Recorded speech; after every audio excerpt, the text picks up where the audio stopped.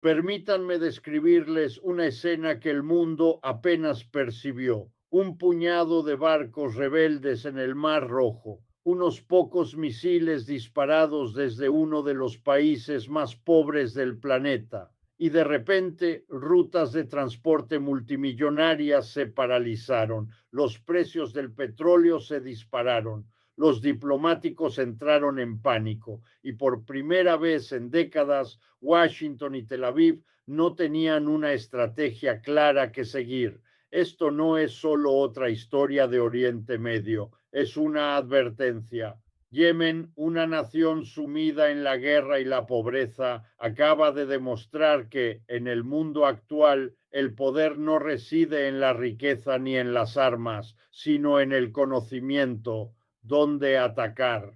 Número uno, el país que todos ignoraron. Durante años, Yemen permaneció en un segundo plano en los titulares internacionales, una nación atrapada entre el hambre, la guerra y el abandono político. Se la consideraba un estado fallido, un lugar al que el mundo compadecía pero jamás respetaba. Mientras las grandes potencias trazaban fronteras y forjaban alianzas, Yemen sobrevivía al margen, con su población sufriendo bombardeos, hambre y aislamiento. Sin embargo, bajo los escombros, algo inesperado se gestaba: estrategia, resiliencia y una profunda comprensión del verdadero funcionamiento del poder moderno. Cuando el mundo dejó de prestar atención, Yemen empezó a aprender a influir en él. La nación comprendió que la fuerza ya no reside en los presupuestos militares, sino en la capacidad de influencia. Descubrió que controlar un punto estratégico clave en la economía global podía tener un impacto mayor que cualquier arma. El Mar Rojo se convirtió en su escenario y la cadena de suministro global en su público. Esta transformación no se produjo de la noche a la mañana, nació de la supervivencia, se forjó en años de lucha y se agudizó por la necesidad. La historia de Yemen ya no se trata de tragedia, sino de reajuste. El país olvidado encontró la manera de convertir la debilidad en estrategia y el silencio en disrupción, obligando al mundo a finalmente prestarle atención, no por compasión, sino por conmoción. Número dos, la jugada que lo cambió todo. Todo comenzó con una serie de acciones selectivas en una de las rutas marítimas más transitadas del mundo, el Mar Rojo. Las fuerzas hutíes, consideradas durante mucho tiempo como rebeldes regionales, comenzaron a interceptar buques de carga vinculados a Israel y sus aliados. Lo que parecían interrupciones menores se convirtió rápidamente en una reacción en cadena global. Más del 12% del comercio internacional transita por esa ruta, transportando petróleo, productos electrónicos y alimentos entre Asia y Europa. De repente, los buques se vieron obligados a desviarse miles de kilómetros rodeando África, lo que añadió semanas a los tiempos de viaje y miles de millones en costos. Esto no fue un acto de caos, fue un mensaje calculado. Yemen había encontrado la clave del éxito en la economía global y presionó con fuerza. El mundo se dio cuenta de que una nación con recursos limitados aún podía marcar el ritmo de los mercados internacionales. Las primas de seguros se dispararon, los precios del combustible subieron paulatinamente y los inversores comenzaron a murmurar la misma inquietud, que el control sobre el comercio ya no estaba garantizado. Mientras los líderes mundiales debatían sobre sanciones y respuestas militares, Yemen permanecía en silencio, observando la tormenta que había desencadenado. El país más pobre de la península arábiga había redefinido las reglas de la confrontación, no atacando ciudades, sino apuntando a las arterias que las mantienen con vida. Número 3. La onda expansiva en todo el mundo. Lo que comenzó como una perturbación regional pronto se extendió por todos los continentes. Los importadores europeos se enfrentaron a escasez. Los fabricantes asiáticos buscaron alternativas desesperadamente y los precios del combustible en Estados Unidos subieron discretamente. Los economistas lo calificaron de desequilibrio temporal, pero en privado los funcionarios sabían que se trataba de algo más profundo, un recordatorio de la fragilidad del sistema global. Cada envío retrasado se convirtió en prueba de que una sola nación, por insignificante que pareciera, podía alterar el ritmo de un imperio. Israel, ya debilitada por la división interna y la crítica internacional, se vio acorralada. Su superioridad militar no ofrecía solución a una amenaza que no podía localizar en el campo de batalla. Estados Unidos, históricamente rápido en su respuesta, vaciló. Cualquier intervención directa corría el riesgo de desencadenar un conflicto regional más amplio que involucrara a Irán y a otros actores que observaban atentamente. Por primera vez, el poder parecía incierto y el silencio reemplazó la confianza en las capitales occidentales.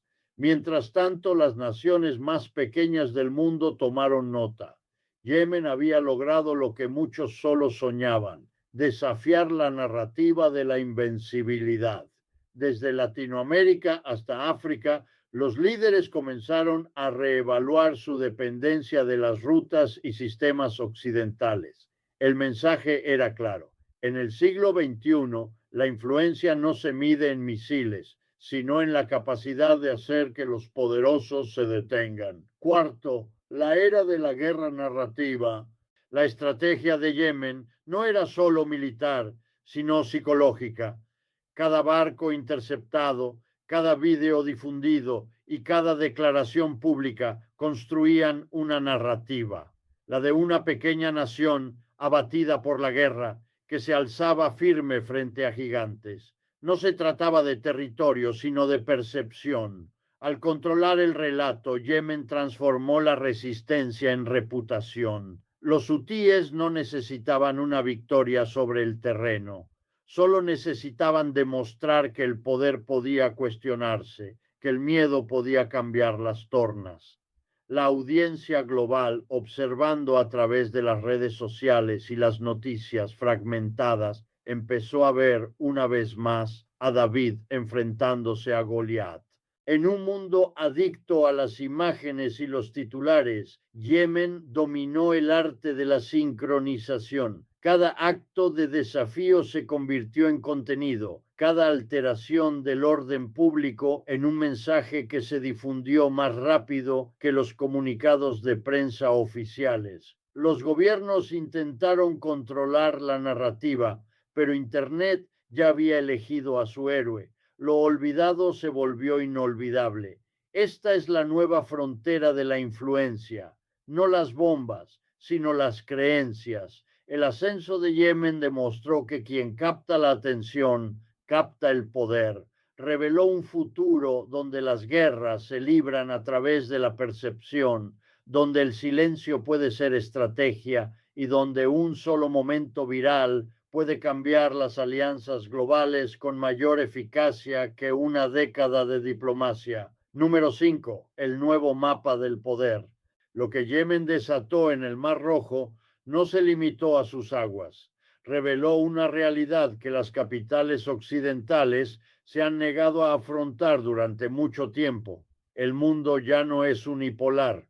Estados Unidos y sus aliados aún poseen un poderío militar y financiero incomparable, pero su capacidad para dictar los resultados se ha debilitado. Cada vez que una nación más pequeña se revela, erosiona la ilusión de control absoluto. El auge de los BRICS, la expansión del comercio regional en monedas locales y el declive constante del dominio del dólar reflejan una transición más profunda que ya está en marcha. Mientras Washington debate posibles respuestas e Israel reevalúa sus alianzas, el equilibrio de poder se desplaza silenciosamente hacia nuevos centros de influencia: Pekín, Moscú, Teherán e incluso aquellos que antes se consideraban impotentes. El antiguo orden basado en el miedo y la dominación se está fracturando para dar paso a uno definido por la resiliencia y la resistencia. La resistencia de Yemen no fue una rebelión aislada, fue la chispa que iluminó un nuevo patrón global. El futuro no pertenece a quienes controlan los recursos, sino a quienes controlan el rumbo. Y ahora mismo ese rumbo está cambiando de manos, de quienes moldearon el pasado a quienes tienen la audacia de forjar el futuro. Número 6. El costo oculto del control. Mientras las potencias mundiales se esfuerzan por reafirmar su dominio, el verdadero daño se desarrolla silenciosamente bajo la superficie. Los retrasos en los envíos, el alza de los precios del combustible y el aumento de los costos de los seguros repercuten en la economía mundial, pero estos son solo síntomas. El costo más profundo es la confianza. Durante décadas, Occidente prometió estabilidad, que las rutas comerciales eran seguras, las monedas fuertes y los sistemas predecibles. Yemen hizo añicos esa ilusión. Cuando una de las naciones más pobres del planeta puede desestabilizar mercados multimillonarios, obliga al mundo a cuestionar la idea misma de seguridad. Los gobiernos responden con declaraciones, sanciones y advertencias, pero cada acción revela sus limitaciones. La intervención militar desataría el caos, la inacción, la debilidad. Esta es la paradoja del poder moderno, demasiado fuerte para admitir la derrota, demasiado frágil para mantener el control. Mientras tanto, la gente común sufre las consecuencias. Familias que pagan más por el combustible, empresas con dificultades para transportar mercancías, economías que se ralentizan bajo una presión invisible. Lo que Yemen inició ya no es un punto álgido regional, es una prueba de la resiliencia global. El mensaje es inquietantemente claro. El control basado en el miedo y el monopolio no puede durar para siempre. Todo imperio cae de la misma manera, primero en los mercados, luego en la mente de quienes dejan de creer en su poder. Número 7. El terremoto moral. Más allá de los barcos y las sanciones, subyace algo que ningún gobierno puede medir: un cambio en la percepción humana. La resistencia de Yemen se ha convertido en algo más que un acto político, es una declaración moral. Durante décadas, a las naciones más pobres del mundo se les dijo que no tenían voz ni derecho a resistir, ni lugar en la mesa de negociaciones. Sin embargo, aquí está Yemen, marcado por las cicatrices pero invicto, recordando a miles de millones que la dignidad puede ser más fuerte que la dominación. Ha puesto de manifiesto una dolorosa verdad: el poder sin justicia se corroe desde dentro. En todo el mundo árabe, en África, en Latinoamérica, la gente observó y comprendió lo que los titulares no decían. Vieron que la valentía podía cambiar las narrativas más rápido que cualquier diplomacia. La idea se extendió silenciosamente. Si Yemen pudo resistir, cualquiera podía. Ese despertar no necesita ejércitos, necesita conciencia. Y ese es el verdadero golpe al sistema. Los ejércitos más avanzados del planeta no pueden bombardear una idea, no pueden sancionar una convicción, no pueden interceptar una historia que resuene entre quienes han sido ignorados. En el momento en que el mundo empieza a cuestionar quién define la legitimidad, la vieja estructura comienza a tambalearse. Yemen no solo bloqueó las rutas comerciales, resquebrajó los cimientos de la obediencia global y ese temblor aún se extiende. Número 8. La caída del miedo. Durante generaciones, el poder global se construyó sobre un arma silenciosa, el miedo. El temor a las sanciones, la invasión o el aislamiento mantenía a raya a las naciones más débiles, pero el miedo solo funciona mientras la gente crea que las consecuencias son inevitables. Yemen ha roto ese hechizo. Cuando un pequeño país devastado por la guerra se atrevió a desafiar a las potencias que antes dictaban el orden mundial y sobrevivió, demostró que el miedo puede perder su eficacia. Las cadenas psicológicas que mantenían a las naciones obedientes comienzan a resquebrajarse. Esta constatación se está extendiendo más rápido que cualquier alianza militar. Países que antes dudaban en desafiar la hegemonía occidental ahora exploran nuevas alianzas, nuevas monedas y nuevas rutas. La verdad tácita es que la era de la sumisión está llegando a su fin. El poder ya no reside en quien manda, sino en quien se atreve. El cambio más peligroso no se está produciendo en los campos de batalla, sino en las mentes. Cada acto de resistencia erosiona el mito de los imperios intocables. Una vez que el miedo se desvanece, la autoridad le sigue. Yemen quizá no tenga grandes ejércitos ni riquezas, pero ahora posee algo mucho más poderoso, el modelo del coraje. Y una vez que el coraje se vuelve contagioso, el viejo orden no cae estrepitosamente, se desintegra silenciosamente desde dentro. Número 9. El dominó económico. Todo imperio cae primero por su economía, no por sus ejércitos. El bloqueo de Yemen no solo paralizó los barcos, reveló la verdadera vulnerabilidad del comercio mundial. Cuando los buques desvían sus rutas rodeando África, los costos se disparan, el combustible dura más y las cadenas de suministro se debilitan. Esa única interrupción se propaga como una onda expansiva, desde los mercados petroleros del Golfo Pérsico hasta los supermercados en Europa y las fábricas en Asia.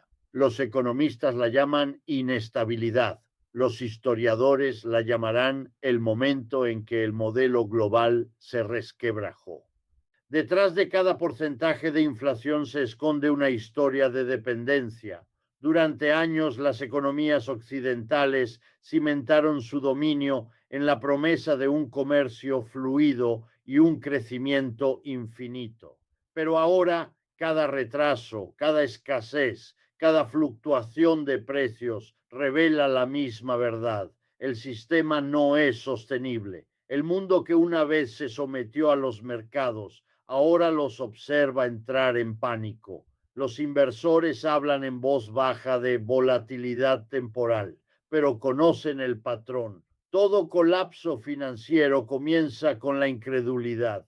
Yemen no solo bloqueó los barcos, reveló la ilusión de que las economías modernas eran inmunes a las naciones pequeñas. El verdadero coste no reside en el combustible ni en los bienes, sino en la confianza. Y una vez que la confianza flaquea, el dinero y el poder empiezan a huir más rápido que cualquier barco en alta mar. La historia de Yemen no es solo un capítulo más del conflicto en Oriente Medio, es un espejo que refleja la transformación del orden mundial. Un país tachado de impotente ha obligado al mundo a replantearse el verdadero significado del poder. Demostró que en el siglo XXI el control no se ejerce con misiles ni dinero, sino con influencia, valentía y dominio de la percepción. El bloqueo en el Mar Rojo fue más que una táctica militar, fue una declaración. Declaró que incluso los olvidados pueden sacudir el mundo si comprenden sus debilidades. Lo que está ocurriendo ahora es de mayor envergadura que Yemen, Israel o cualquier nación individual. Es el lento y visible fin de un sistema construido sobre la dominación y el miedo. Las naciones pequeñas ya no guardan silencio. Los mercados globales ya no son invencibles y las historias que antes solo se escribían en las capitales occidentales ahora se reescriben desde los márgenes. El mapa del poder se redibuja en tiempo real y ningún imperio puede detener su avance. Cada generación presencia un punto de inflexión que define su época. El nuestro está ocurriendo ahora, en los puertos, en los mercados, en la mente de quienes han dejado de temer al antiguo orden. Yemen encendió la chispa. El mundo ya arde con más fuerza. ¿Qué pasaría si el coche aparcado en tu entrada ya no fuera un símbolo de libertad, sino una silenciosa máquina de deudas que pierde valor cada hora? En todo Estados Unidos, millones de vehículos acumulan polvo en los concesionarios, sin vender, no deseados, y se llevan miles de millones de una industria que se creía imparable. El mismo sistema que construyó sueños sobre 4 ruedas, ahora se derrumba bajo su propio peso. Detrás de cada capó brillante se esconde una historia de pánico, concesionarios vacíos y ruina financiera. Esto no es solo una corrección del mercado, es la mayor transformación en la historia del transporte moderno y ya está ocurriendo. Número 1. La burbuja que nadie vio venir. Durante años, los estadounidenses creyeron que sus autos eran inversiones seguras. Los precios seguían subiendo, los concesionarios estaban abarrotados y las listas de espera se extendían durante meses. Entonces, la cadena de suministro global se quebró, lo que provocó una conmoción en el mercado automotriz. La escasez elevó los precios a máximos históricos y los consumidores se apresuraron a comprar vehículos a cualquier precio. La gente financió autos por encima del precio de etiqueta, suponiendo que el valor se mantendría. Pero lo que parecía estabilidad era en realidad una bomba de relojería construida sobre la demanda inflada y el crédito fácil. Ahora que la producción se ha recuperado, la ilusión se ha desvanecido. Millones de vehículos permanecen sin vender mientras los intereses devoran las ganancias de los concesionarios. Los precios de los autos usados, antes intocables, se desploman más rápido de lo previsto. Quienes compraron durante el frenesí se están dando cuenta de que sus activos se están depreciando más rápido que nunca. Cada mes, miles de propietarios de autos descubren que sus vehículos valen mucho menos de lo que deben. Esta no es una corrección menor, es un cambio radical del mercado.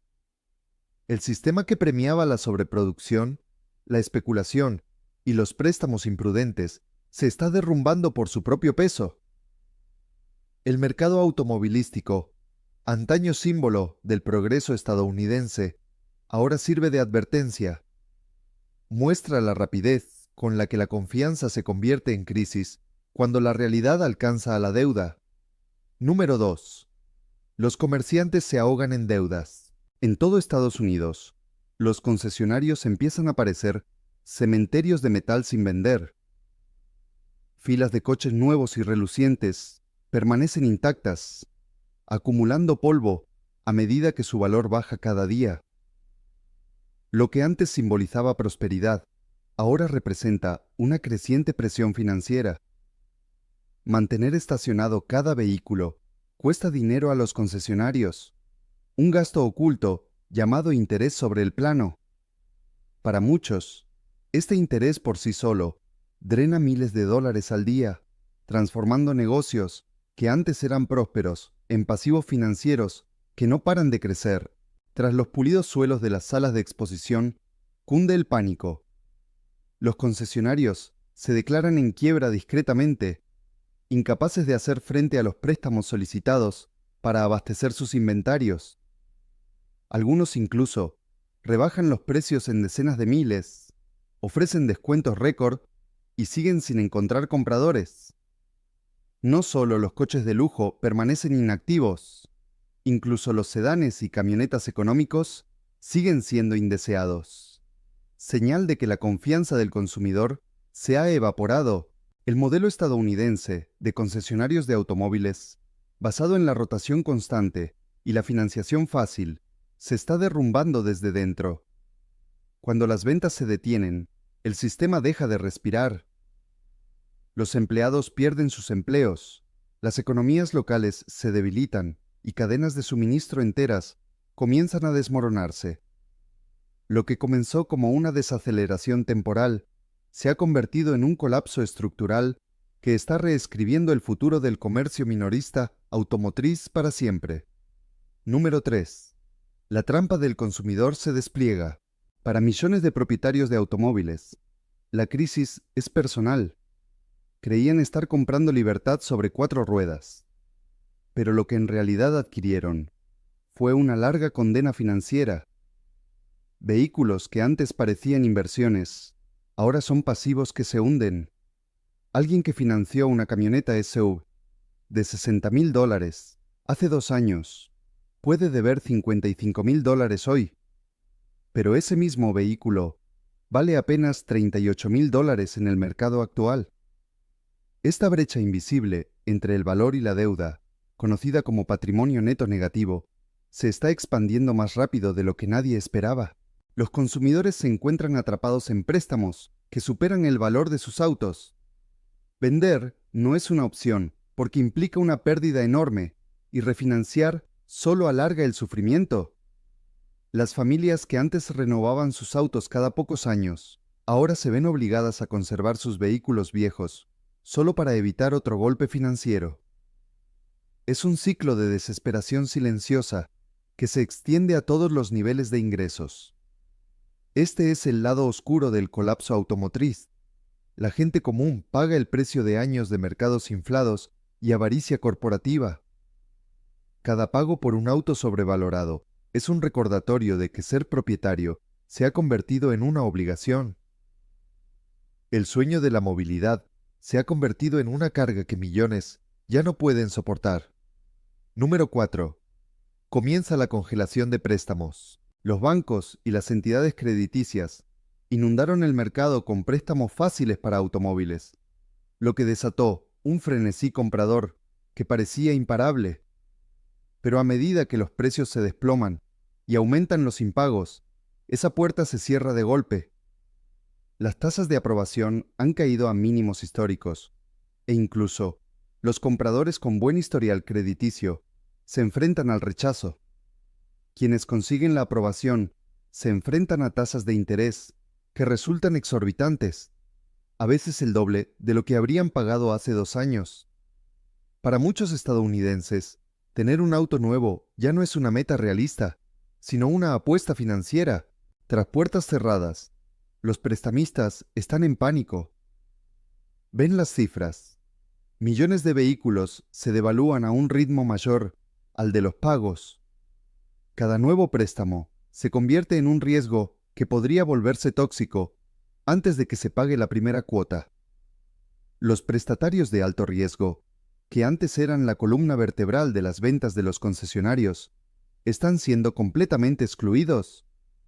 El motor del mercado automotriz se está quedando sin combustible. Las repercusiones son brutales. A medida que se agota la financiación, las ventas disminuyen aún más, atrapando a los concesionarios con más inventario sin vender. Los consumidores sin acceso al crédito no pueden comprar, y quienes ya están endeudados no pueden escapar. Es un peligroso círculo vicioso que indica no solo una desaceleración, sino la paralización de todo un ecosistema financiero. Número 5. El efecto dominó del colapso. La industria automotriz no existe aislada. Impulsa todo un ecosistema que ahora está al borde del colapso. Mientras los concesionarios luchan por vender autos, el sufrimiento se extiende como grietas en el cristal. Las empresas de transporte que antes transportaban miles de vehículos, semanalmente están estacionando sus remolques. Los talleres de detallado de autos, los proveedores de repuestos y las casas de subastas están viendo cómo su negocio se evapora de la noche a la mañana. Incluso los lavaderos de autos en pueblos pequeños reportan caídas drásticas en sus ingresos debido a que se venden o conducen menos autos. Los fabricantes también están sintiendo el impacto. Fábricas que antes operaban sin parar están cerrando sus líneas de montaje. Ford, General Motors y Stellantis están reduciendo turnos y despidiendo trabajadores a medida que se acumula el inventario. Detrás de cada cierre se esconde una cadena de proveedores que pierden contratos, desde fabricantes de neumáticos hasta fabricantes de módulos electrónicos. Lo que comenzó como un problema de concesionarios, ahora ha infectado todos los niveles del sistema. Esto no es solo una desaceleración económica, sino una asfixia industrial. El colapso del mercado automotriz arrastra consigo a comunidades enteras, borrando décadas de estabilidad en cuestión de meses. Cuando las líneas de ensamblaje se paralizan y los camiones de transporte dejan de circular, el verdadero costo de la crisis automotriz se hace evidente. No solo se pierden autos, sino también medios de vida. Número 6. La apuesta eléctrica fracasa. Durante años, los fabricantes de automóviles prometieron que los vehículos eléctricos salvarían la industria.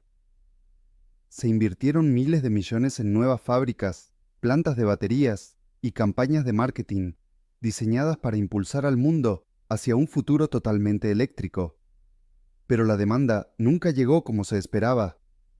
Los consumidores se resistieron a los altos precios, la limitada infraestructura de carga y el costoso mantenimiento.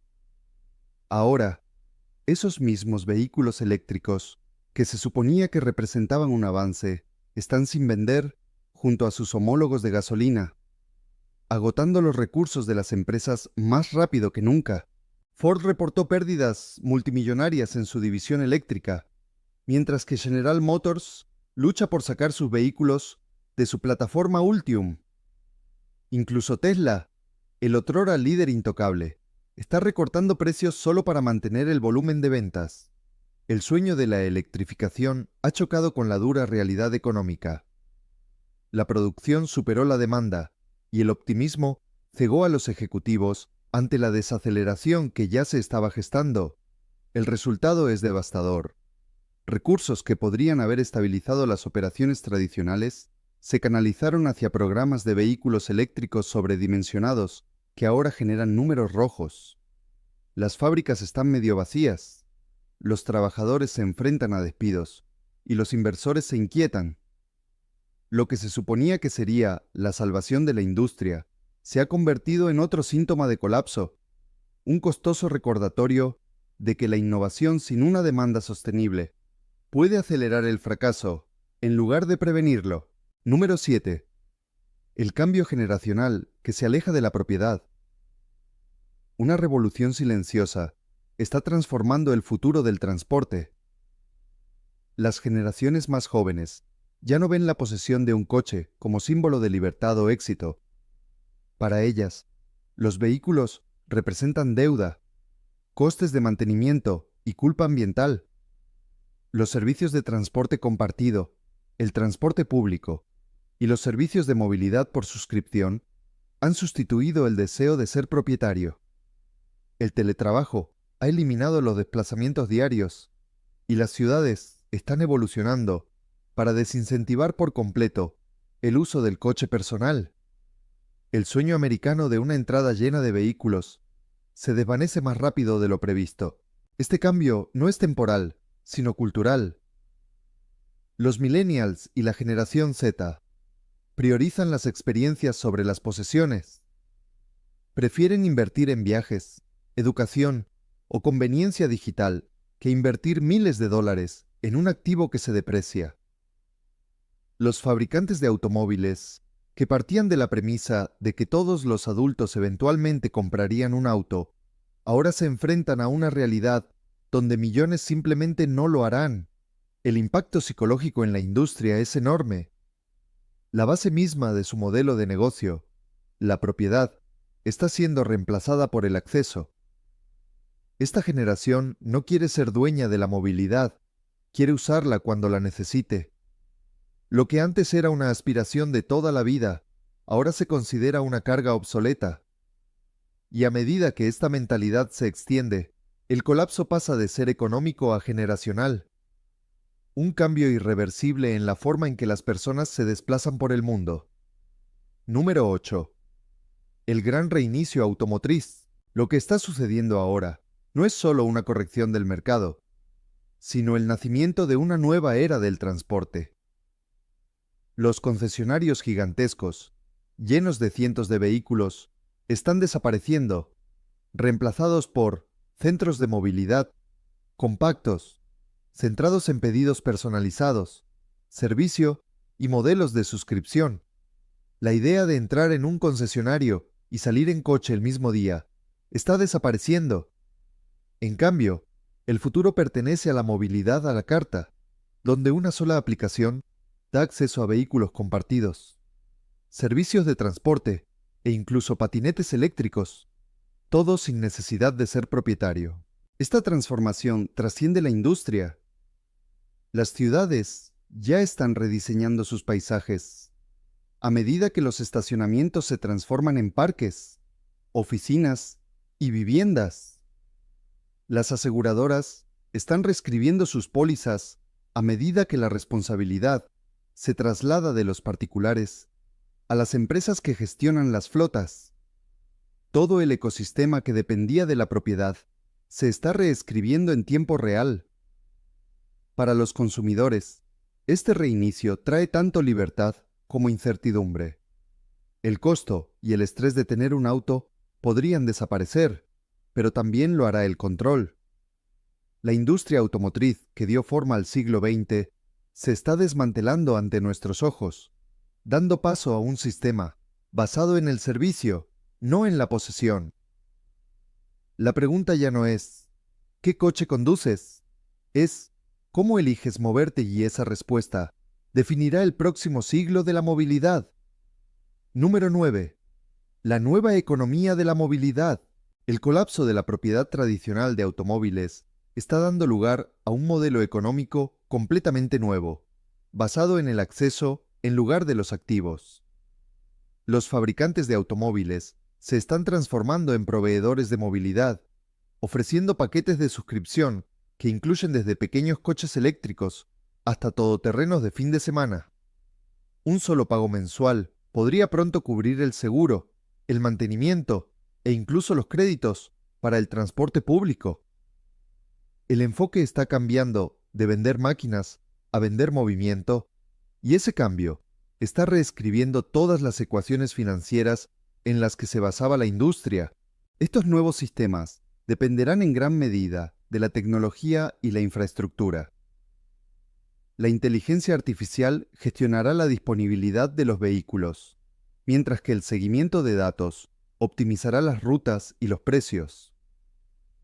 Las mismas empresas que antes competían por la venta de automóviles, ahora competirán por el tiempo, la frecuencia con la que se utiliza su servicio y la integración fluida de estos en la vida cotidiana.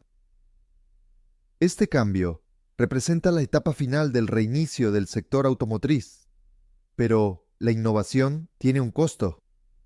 Millones de empleos vinculados a la propiedad, desde mecánicos hasta agentes de seguros, podrían desaparecer. Modelos de negocio enteros se desmoronarán a medida que la movilidad se vuelva corporativa y centralizada. Los ganadores de esta nueva era no serán quienes construyan los mejores autos, sino quienes construyan los ecosistemas de movimiento más eficientes. Número 10. El camino por delante. El colapso del sector automotriz no es solo una crisis de la industria, sino un reflejo de la rapidez con la que cambia el mundo. Durante más de un siglo, el automóvil simbolizó independencia, poder y logros. Hoy representa riesgo, deuda e incertidumbre. Lo que presenciamos es más que un reinicio económico, es un reajuste cultural. Las empresas que se adapten a este cambio definirán la próxima era, mientras que las que se aferren al pasado desaparecerán como las fábricas que ya permanecen en silencio por todo Estados Unidos. Para los consumidores, la conciencia es la clave de la supervivencia. Quienes comprendan el cambio con anticipación se protegerán. Evitarán préstamos sobrevalorados, retrasarán compras importantes y explorarán alternativas más inteligentes a la propiedad. Quienes ignoren las señales de advertencia podrían verse abrumados por las deudas, aferrándose a autos que valen mucho menos de lo que deben. El gran reinicio automotriz ya ha comenzado.